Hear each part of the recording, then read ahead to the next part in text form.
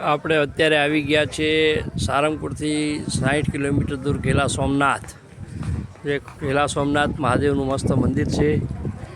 ત્યાં રહેવાની જમવાની દરેક સુવિધાઓ સાથે મોટું ભવ્ય મંદિર છે. તો આ ભવ્ય મંદિરનો લાભ દરેક દર્શનાર્થીઓએ લેવો. જ્યારે પણ સાળંગપુર જતા હો તો ત્યાંથી 60 કિલોમીટર જસદણ બાજુ મતલબ કે ગોંડલ બાજુ થાય છે. તો યાત્રિકોએ લાભ લેવા માટે દરેક સુવિધાઓ સાથે ઘેલા સોમનાથનું મોટું મંદિર છે. આ મંદિરનો મહિમા સોમનાથ મંદિર જેટલો જ પુરાણો છે. ત્યાં સવાર અને સાંજ બંને ટાઈમ ભોજન વ્યવસ્થા છે.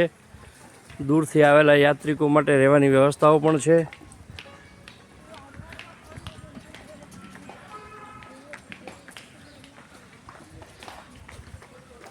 આ મંદિરની સાથે એક માતાજીનું મંદિર પણ છે કે જે આરતી ટાઈમે એની સામે જ એક્ઝેક્ટ છે.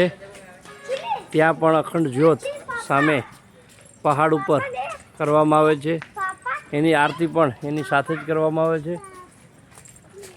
આવું મહિમા ધરાવતું સોમનાથ મંદિરનો દર્શનનો લાભ અવશ્ય લેવો. પુરાણી શિવલિંગ છે. આ વેરાવળ સોમનાથ આ શિવલિંગ હતી. આ લઈ આવનાર માતા મિનળ દેવી આ 1457માં અહીંયાની સ્થાપના થઈ શિવલિંગની. ને દાદા ત્યાંથી મિનળ દેવી પાલખીમાં લઈને આવ્યા અને તેમાં તો અનેક યુદ્ધ થયું. ઘણા બ્રાહ્મણો મરાણા, ક્ષત્રિયો, ભરવાડ લોકો. પછી ઘેલા નામનો જે વાણિયો હતો 7 દિવસ સુધી તેનું ધડ લેડ્યું. પછી એ બી મૃત્યુ પામ્યા. પછી ત્યાંથી માતાજી આગળ ગયેલા. મોહમ્મદ ગઝનીના જે સૈનિકો આવી ગયા તે તલવારનો ઘા શિવલિંગ ઉપર મારેલો તે બી છે. તેમાંથી ભમરા અને મધમાખી ઉત્પન્ન થયું અને તેના સૈનિકો મોહમ્મદ ગઝનીના નાસી ભાગી ગયા. અને માતાજી સવારનો સમય થયો પૂજાનો. માતાજી સ્નાન કરવા ગયા. તેની સહેલીને એને ફૂલરૂપી જે દાદા થયા હતા એ આપ્યું ને એને ભારે એવું વજન લાગ્યું કે તેણે છોડી દીધું ને ત્યાં શિવલિંગ ત્યાં પ્રગટ થઈ ગઈ. અને માતાજી ઉપર જે ટેકરી ઉપર જે માતા મિનળ દેવી સતી થઈ ગયા.